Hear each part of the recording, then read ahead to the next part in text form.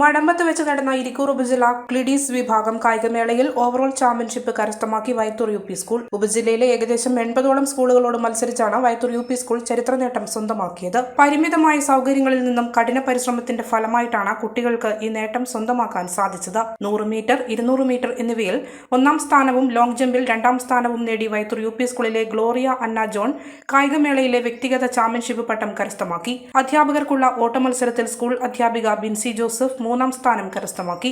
ഇതോടെ school jubilee വർഷത്തിൽ കലാകായിക ശാസ്ത്രമേളകളിലും ഓവറോൾ ചാമ്പ്യൻഷിപ്പ് നേടിയെടുക്കുവാനും സ്കൂളിന് സാധിച്ചു. കായികമേളയിലെ വിജയികളെയും കായിക പരിശീലകനെയും ഹെഡ്മാസ്റ്റർ മധുര പലഹാരങ്ങൾ നൽകി സ്വീകരിക്കുകയും അഭിനന്ദനങ്ങൾ അറിയിക്കുകയും ചെയ്തു.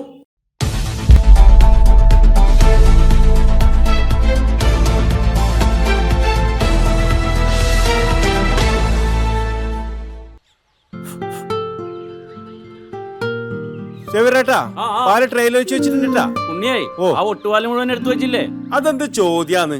ആരെങ്കിലും ഒട്ടുപാലം എടുക്കാണ്ട് പോവാ? നിങ്ങളിങ്ങനെ ഒട്ടുപാലം കെട്ടിപ്പിടിച്ച് അങ്ങോട്ട് ഇരുന്നോ.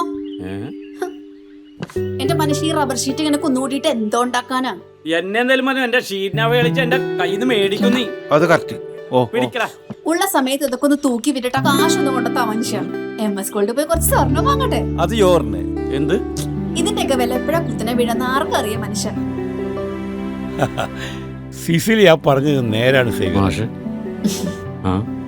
റബ്ബർ ഷീറ്റിന്റെ വില സ്ഥായിയല്ല, എപ്പോ വേണമെങ്കിലും താഴേക്ക് പോകാം. പക്ഷെ സ്വർണത്തിന്റെ വില അങ്ങനെയല്ല, അത് റോക്കറ്റ് പോലെ കുതിച്ചുകൊണ്ടിരിക്കുകയാണ്. അങ്ങനെ പറഞ്ഞു കൊടുക്കും മാഷേ. മാത്രവുമല്ല MS ഗോൾഡിന്റെ സ്വർണ്ണ സമ്പാദ്യ പദ്ധതിയിൽ പണിക്കൂലിയുമില്ല. എന്റെ പുതിയ MS Gold and Diamonds, Iriti, Peravur, Ramanagara, Kanagapura, the real source of purity.